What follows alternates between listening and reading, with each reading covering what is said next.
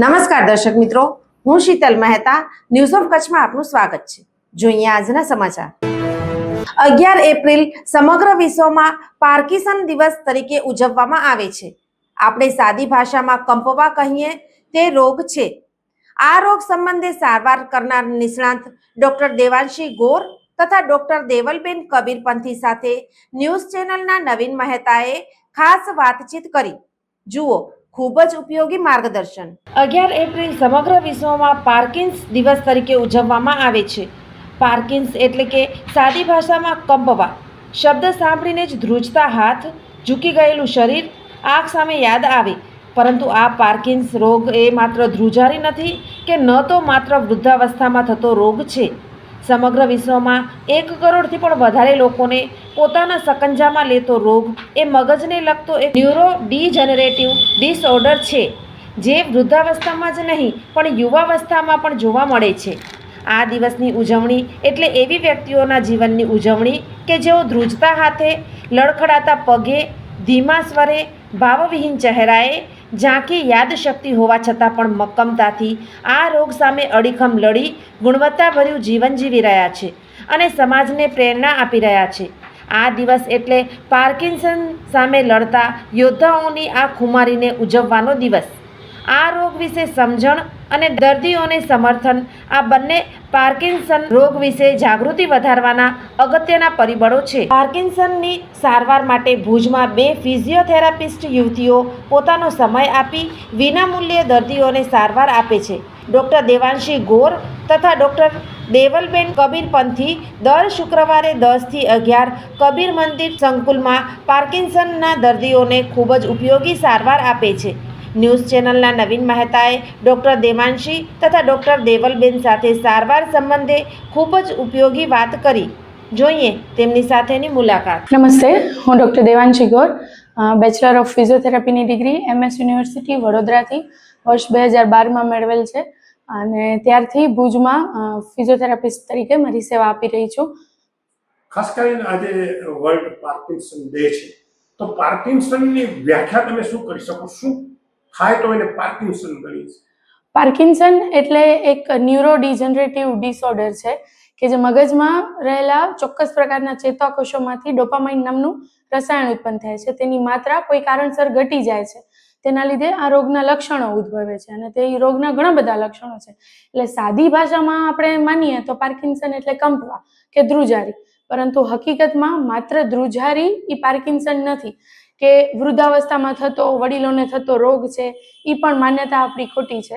યુવાવસ્થામાં પણ આ રોગના લક્ષણો જોવા મળે છે. એટલે પાર્કિન્સન એક મોટી ઘણા બધા લક્ષણો એ રોગની અંદર આવતા હોય છે. આપણે સામાન્ય રીતે કોઈ વ્યક્તિને કેમ ખબર પડશે કે એને પાર્કિન્સન તરફ જઈ રહ્યો છે?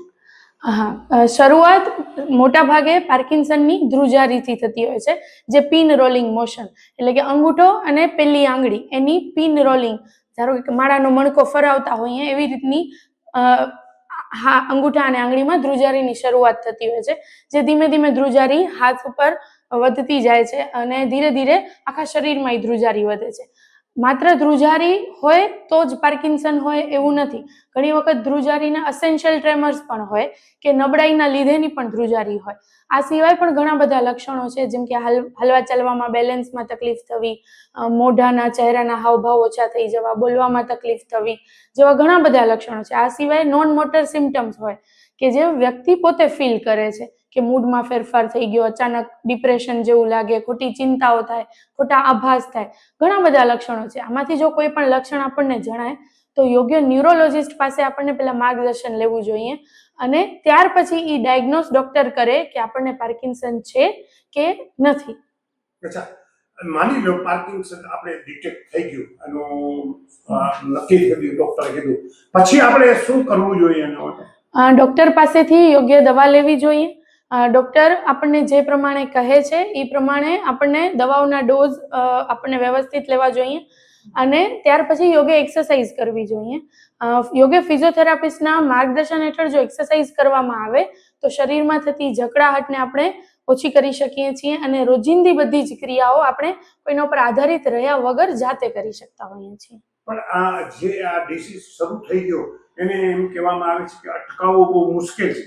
તો ફિઝિયો એને કઈ રીતે અટકાવી શકે? હા, આ રોગ ન્યુરો ડિજનરેટિવ ડિસઓર્ડર એટલે પ્રોગ્રેસિવ ન્યુરો ડિજનરેટિવ ડિસઓર્ડર છે. એટલે રોગના લક્ષણો ધીરે ધીરે આગળ વધવાના છે, પણ દરેક વ્યક્તિમાં એ લક્ષણ કેટલા આગળ વધશે, એની ગતિ કેટલી છે, એ જાણી શકાતું નથી.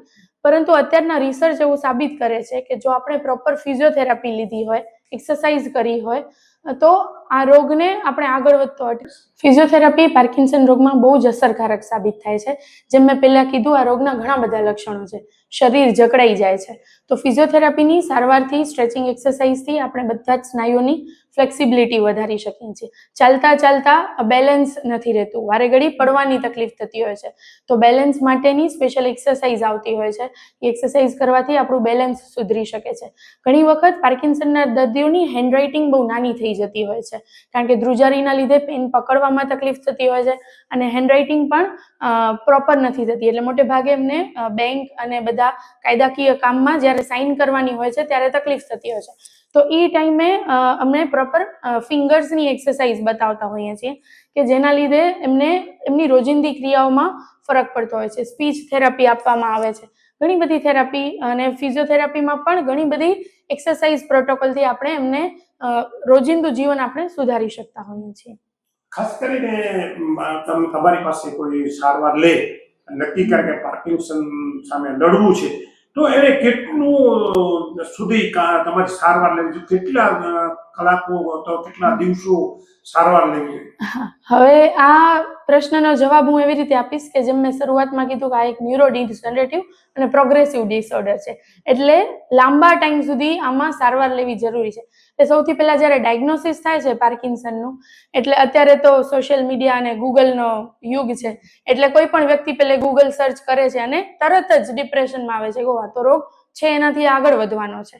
એટલે આ રોગ આગળ વધવાનો છે, પણ એ કેટલી આગળ ગતિથી વધશે એ આપણે નક્કી નથી કરી શકતા. આ રોગ માટે દવાઓ, ફિઝિયોથેરાપી એ જેટલો ભાગ ભજવે છે એટલો જ ભાગ આ રોગ સાથે આપણને સ્વીકાર કરવાનો છે કે મને આ તકલીફ છે, પણ હું આમાં સારી રીતે મારું જીવન જીવી શકીશ. જ્યારે વ્યક્તિ એ નિર્ધાર કરે છે ત્યારે એના જીવનમાં આવતી ઘણી બધી તકલીફો દૂર થઈ શકે છે, કારણ કે આ રોગ ધીરે ધીરે આગળ વધતો છે, પણ એમાં આપણે જો પ્રોપર એક્સરસાઇઝ કરીએ, દવાઓ રેગ્યુલર લઈએ, આપણા ડાયટ, પોષણમાં આપણે ધ્યાન રાખીએ અને મનગમતી પ્રવૃત્તિ કરીએ, મગજને જેટલું ફ્રેશ રાખીએ, માનસિક સ્વાસ્થ્ય પણ આમાં ખૂબ જ જરૂરી છે. અને સાથે સાથે દર્દીના પરિવારજનોને પણ દર્દીને કેવી રીતે સપોર્ટ કરવો જોઈએ એ પણ ખૂબ જ અગત્યનો ભાગ ભજવે. BK Parekh Parkinson disease and movement disorder society છે, જે સમગ્ર ગુજરાતમાં 10 થી વધુ સપોર્ટ સેન્ટર કાર્યરત છે, અને PDMDS Parkinson disease and movement disorder society સમગ્ર ભારતમાં 80 થી વધુ સપોર્ટ ગ્રુપ કાર્યરત છે, જે માત્ર પાર્કિન્સન ડિસીઝ ધરાવતા લોકો અને તેમના પરિવારજનોને સપોર્ટ કરે છે. આ સપોર્ટ ગ્રુપ એટલે એવું થાય કે સપોર્ટ ગ્રુપ એટલે શું છે? સપોર્ટ ગ્રુપ એટલે એવરી વીક ભુજમાં કાર્યરત છે, કબીર મંદિર આરોગ્ય કેન્દ્રમાં, દર શુક્રવારે સવારે 10 થી 11, જ્યાં પાર્કિન્સન ધરાવતા દર્દીઓ અને તેમના સગાવાલાઓને એક ગ્રુપ થેરાપી આપવામાં આવે છે, જેમાં ફિઝિયોથેરાપી આપવામાં આવે છે, speech therapy, occupational therapy, cognitive therapy એટલે કે સમજ શક્તિમાં જે ફેરફાર થતા હોય છે એના વિશેનું અલગથી થેરાપી આપવામાં આવે છે, કાઉન્સેલિંગ કરવામાં આવે છે. આ સિવાય art, craft, dance, music therapy બધાનો જ સમાવેશ થાય છે, જે ગ્રુપમાં સાથે મળીને બધા જ પાર્કિન્સન ધરાવતા લોકો અને તેમના પરિવારજનોને આપવામાં આવે છે. અને ખાસ તો આ માધ્યમથી હું એટલું જ કહીશ કે આ સપોર્ટ ગ્રુપમાં જોડાવાથી દર્દીઓને સમર્થન મળે છે કે તમે એકલા નથી, તમારા જેવા ઘણા જ બધા છે અને આપણાથી સારું જીવન જીવી રહ્યા છે, તો આપણે પણ હજી વધુ સારું જીવન જીવી શકીએ છીએ. અને તેમના પરિવારજનોને આ સપોર્ટ ગ્રુપમાં જોડવાનો એક હેતુ છે કે તેમને આ રોગ વિશે સમજણ આપીએ છીએ, કારણ કે દર્દીના ભાવનાત્મક પાસામાં પણ ઘણો બધો ફેરફાર જોવા મળે છે. જેમ મેડમે કીધું એમ અચાનક રડવા લાગે છે, અચાનક એકલવાયાપણું લાગે છે, અને જો ઘરના લોકો પણ એમને વારે ઘડી ટોક ટોક કર્યા કરશે, કેમ અત્યારે તો બરાબર હતા, હવે કેમ આવા થઈ ગયા, તો એ વ્યક્તિ વધારે પડતું એકલવાયું થતું જશે. તેથી જ દર્દીના પરિવારજનોને પણ અમે સાથે સપોર્ટ ગ્રુપમાં જોડીએ છીએ, અને જેથી કરીને દર્દીની શારીરિક, માનસિક અને ઇમોશનલ હેલ્થ પણ વધુ સારી રહે, તેના માટે એટલે જો આપણી આસપાસ પણ કોઈ પાર્કિન્સન ધરાવતા વ્યક્તિઓ હોય તો આપણે પણ તેમને સપોર્ટ આપીએ, તેમને સપોર્ટ ગ્રુપમાં જોડવા માટે આપણે પ્રોત્સાહન પૂરું પાડીએ. હું ડૉક્ટર દેવલ કબીર પંથી. મેં મારી bachelors of physiotherapy Ahmedabad VS hospital Gujarat યુનિવર્સિટીમાંથી પાસ કર્યું અને ત્યારબાદ હું યુકે રજિસ્ટર્ડ ફિઝિયોથેરાપિસ્ટ છું અને હાલમાં અહીંયા ઇન્ડિયા પ્રેક્ટિસ કરું છું. 9 વર્ષથી લંડન પ્રેક્ટિસ કરતી હતી. અચ્છા, ખાસ કરીને આપણે દેવાંશીબેન પાસે જાણ્યું કે એના બધા લક્ષણો, મેડિકલ સાઇડ જાણી. હવે આપણે સોશિયલ સાઇડ આપણે જાણવી છે. તો જેને પાર્કિન્સન થાય એ પરિવારના કોઈ સદસ્યને, તો પરિવારનો હવે રોલ શું આવે છે એનામાં?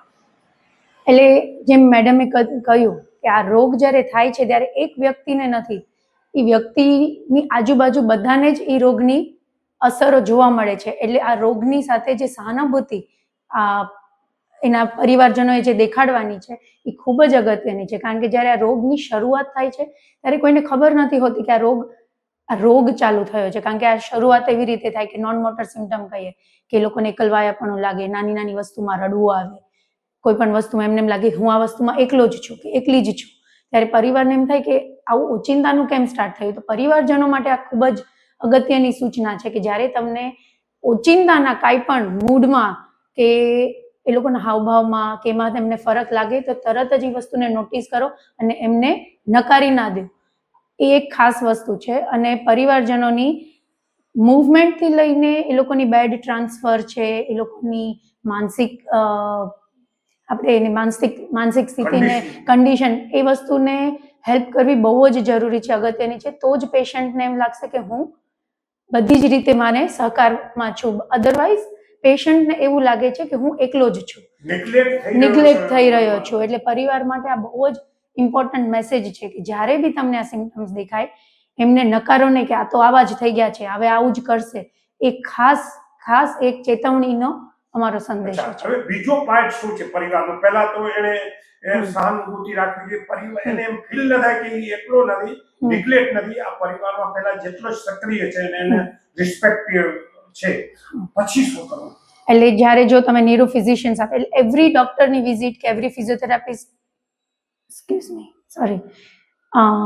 એવરી ડોક્ટરની વિઝિટ અને એવરી ફિઝિયોથેરાપિસ્ટની વિઝિટમાં એમને પરિવારના એક સદસ્યએ તો અચૂક જવું. એ જે એક્સરસાઇઝ કરાવે છે, એક્સરસાઇઝનું નિયમિત એમને નોંધ લેવી કે આ એક્સરસાઇઝ કરવાની છે, આ રીતે બેડમાંથી ઊભા થવાનું છે, આ રીતે એમને ચેર ટ્રાન્સફર કરવાનું છે, આ રીતે એમને કાર ટ્રાન્સફર કરવાનું. આમાં બહુ પરિવાર અગત્યનો ભાગ ભજવે છે. કારણ કે આમાં પડી જવાના, બેલેન્સ ગુમાવવાના ઘણા બધા ચાન્સીસ છે. અને સમાજમાં પણ કોઈ બી સોશિયલ મીટિંગની વાત કરો તમે કે ક્યાંક આજે મેળાવડો થયો છે, ત્યાં કદાચ બોલતા બોલતા એ અટકી પણ જશે, તો પરિવારજનોનો સાથ હશે તો એનું અડધું વાક્ય એ પૂરું કરશે. કાં તો એમને બધાની સામે એમને ચા પીતા, જમતા શરમ આવે છે તો એ લોકો બહાર જવાનું અટકાવશે. તેમાં પરિવારજનોનો કોન્ફિડન્સ એમને બહુ જ અસર કરશે કે ના, હું તમારી સાથે છું, આપણે જઈએ. નહીતર આ પેશન્ટો જનરલી સોશિયલી આઇસોલેટેડ ફીલ કરે છે કે હું કશે નહીં જાઉં. એ લોકો બધે બહાર જવાની બધી મુલાકાતોને બંધ કરી દે છે. તો એ ટાઈમમાં પરિવારજનો ખૂબ જ અસર કરે છે. અને ખાસ કરીને હવે આ એજમાં મેં દેવાંશે કહ્યું કે એજમાં પેલા આવા 50 ને ઉપરના લોકો, હવે કઈ એમાં કોઈ નવી વાત આવી છે? કોઈ એટલે આપણે જે અકોર્ડિંગ ટુ વર્લ્ડ રિસર્ચ, આપણે રિસર્ચ પ્રમાણે જઈએ તો પહેલા એવું હતું કે એવરેજ એજ હતી 60 to 70 years, પણ હવે એ એજ આવી ગઈ છે યંગ ઓનસેટ પાર્કિન્સન જેને આપણે કહીએ છીએ. એ એજ મિનિમમ એવરેજ એજ 45 આવી ગઈ છે. અને એક અલાર્મિંગ સાઇન એવો છે કે ઇન્ડિયામાં એ એજ બિલો 45 આવી ગઈ છે. એટલે વિચ ઇઝ વેરી અલાર્મિંગ. એટલે આપણે ચેતવણી રૂપ ગણી શકીએ કે આ શું છે. એનું ચોક્કસ કારણ નથી જાણવા મળ્યું, પણ આ યંગ ઓનસેટ પાર્કિન્સન હવે ઘણો સામે આવી રહ્યો છે. અચ્છા, તો મોટી ઉંમરે થતા પાર્કિન્સન ને યંગ એજમાં થતા પાર્કિન્સન માં શું ફરક? શું એ વધુ વહેલા ક્યોર થઈ શકે છે?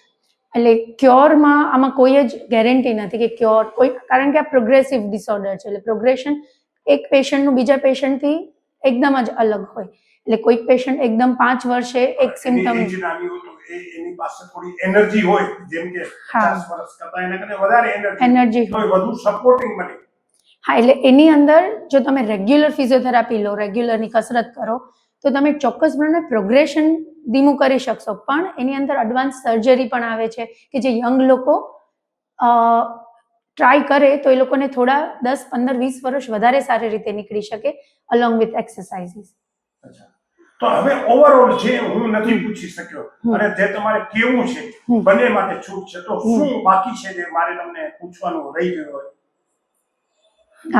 નિયમિત રીતે કસરત અને પરિવારજનો, આ ખાસ મારી બહુ મોટી સૂચના છે કે પરિવારજનો ખાસ પેશન્ટને એકલા ના પાડે, અને ફિઝિયોથેરાપીની વિઝિટ દવા સાથે ઇમ્પોર્ટન્ટ છે, એટલે દવા અને ફિઝિયોથેરાપી બેવનું કોમ્બિનેશન બહુ જ ઇમ્પોર્ટન્ટ છે. તમે જાતે દવા ના બંધ કરો, તમે જાતે કસરત ના બંધ કરો, તમારા મનથી કોઈ પણ યોગ્ય નિષ્ણાંતની મદદથી જ તમે કાંઈ પણ બંધ કરો. અને જરૂરી નથી કે તમે દવા જ, તમે કોઈ પણ ઓલ્ટરનેટિવ થેરાપી યુઝ કરી શકો છો, જેમ છે આયુર્વેદિક, હોમિયોપેથિક, તમને જેમાં વિશ્વાસ હોય, પણ કોઈક વસ્તુ તમે અચૂક પ્રમાણે એને ચાલુ રાખો.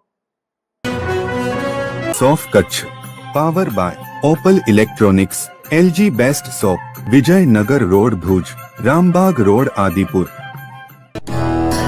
Power by KC jewellers, latest fashion ડિઝાઇનના ઓર્નામેન્ટ્સનો વિશ્વાસપાત્ર શોરૂમ, હોસ્પિટલ રોડ ભુજ.